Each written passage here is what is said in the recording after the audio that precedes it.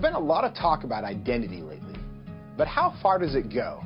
And is it possible to be wrong? We went to the University of Washington to find out.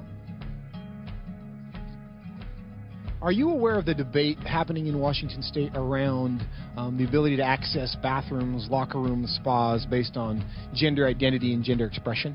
I think people should be able to have access to the facility. I think bathrooms could and potentially should be gender neutral because there doesn't need to be a classification for differences. I think people definitely should have the ability to go into whichever locker room they want. I feel like at least public universities should do their best to accommodate for those who do not have a specific gender identity. You know, whether you identify as male or female and whether your sex at birth is matching to that, you should be able to utilize the resources. So if I told you that I was a woman, what would your response be? Good for you. Okay, like, yeah. Nice to meet you. I'd be like, what? Really? I don't have a problem with it. I'd ask you how you came to that conclusion. If I told you that I was Chinese, what would your response be? I mean, I might be a little surprised, but I would say, good for you. Like, yeah, be who you are. I would maybe think you had some Chinese ancestor.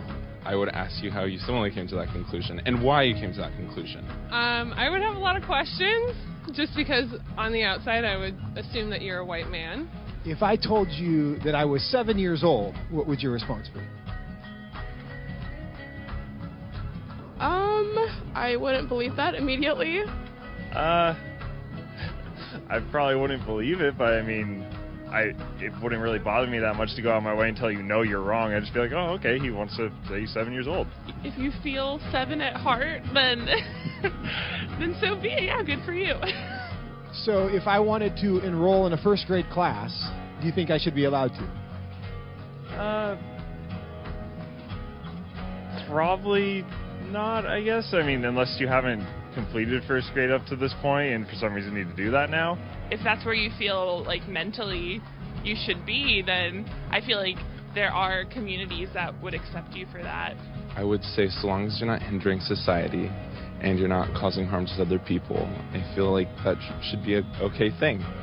If I told you I'm 6 feet 5 inches, what would you say?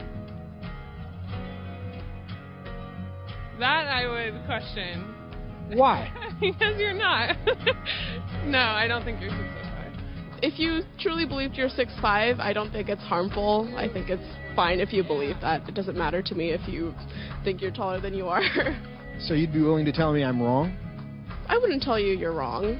No, but I say that I don't think that you are. I feel like that's not my place as like another human to say someone is wrong or to draw lines or boundaries.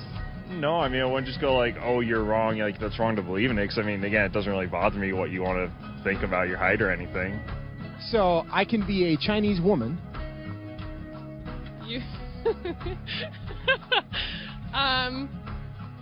sure. But I can't be a 6'5" Chinese woman. Yes. If you thoroughly debated me or explained why you felt that you were 6'5", I feel like I would be very open to saying that you were 6'5", or Chinese, or a woman. It shouldn't be hard to tell a 5'9" white guy that he's not a 6'5" Chinese woman. But clearly it is. Why? What does that say about our culture? And what does that say about our ability to answer the questions that actually are difficult?